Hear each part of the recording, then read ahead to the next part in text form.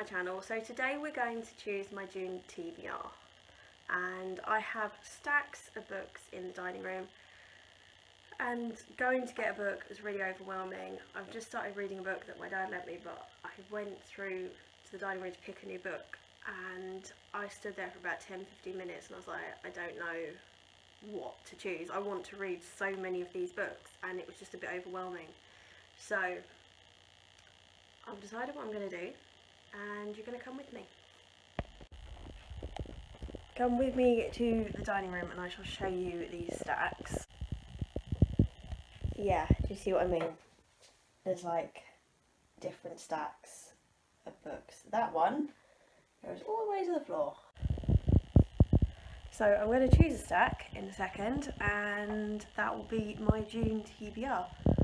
So I'm going to go choose. I have my stack and there's a very sleepy dog behind me. So I probably dropped the stack obviously because it's huge, bringing it from the dining room. So I'm going to whiz through the books that I plan on trying to read in June. Now I know this is very optimistic. If I can get halfway through the stack I'll be quite happy. But we're going to do our best. The book that I'm going to read alongside the stack is Lady Susan and Other Works by Jane Austen. I wanted to read a classic a month. I'm really struggling. I started with Moby Dick. That was not the smartest one to start with. I know that now. And what I'm finding is that just the writing style is very, very different to me. So I'm reading maybe 20 pages a day. So I'm probably going to do the same with this book throughout the month, alongside whatever else I decide to read. So my huge stack, I'm going to do what Leanne from Literary Diversions does. I'll link her channel below, and basically read the books in order of the stack, and at one point during the month, if I feel the urge, I can flip the stack. So Wonderland by Stephen Johnson is the first book on my TBR. This basically is the history of amusement and play, how play made the modern world. So I've just done an early childhood studies module with the Open University, and we spent a week where we looked into how play and toys affects childhood. Found that really interesting, so I'm actually looking forward to this now because I'm assuming this covers the role of like play and amusement in adults as well as children, so I thought that'd be a really good start. And we've got a light and fluffy Mirror Mirror, Twisted Tale on the Disney books. What the Evil Queen Poisoned the Prince. I am looking forward to finding out. It's quite a short book. So happy I found this. 10p, perfect condition. But yeah, I think that'd be a bit of fun. Diary of a Dog Walker, non-fiction, and it is exactly what it says it is. Okay. The Solitaire Mystery, I'm looking forward to. It's the same author that wrote the philosophy book Sophie's World, which I loved as a teenager. I went on and I studied philosophy to A-level. I still have an interest in it now, so when I saw this I had to pick it up. Throws up endless questions about the way the world works and why we are here. So I think I'm really going to enjoy that book. A Tattooist About Stitch.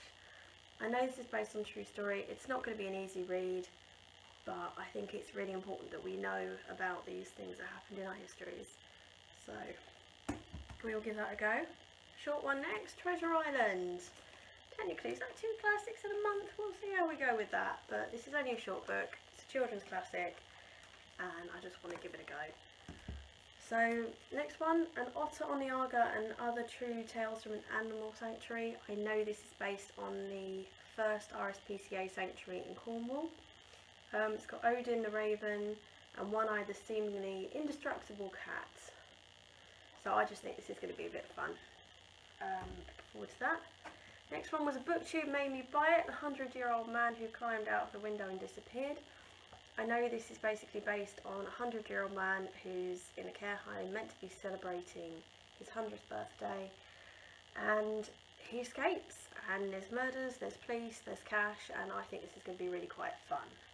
I hope it's fun. The next one I was inspired to get by Olive from a Book Olive's channel. This is The Romanovs.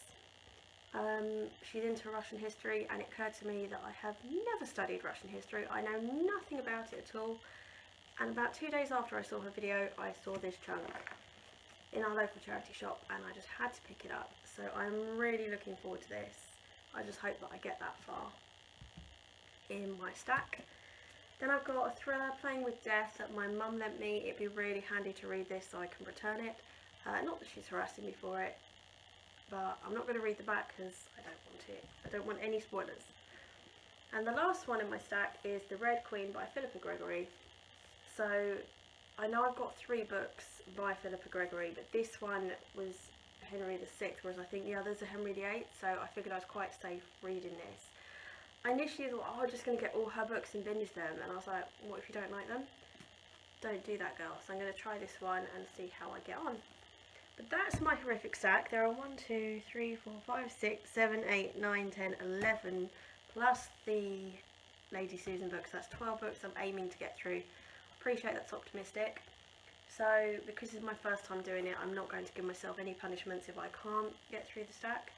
We're going to use the next couple of months to sort of work out how much I can read in a month.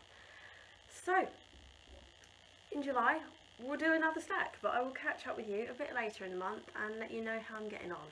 So see you soon.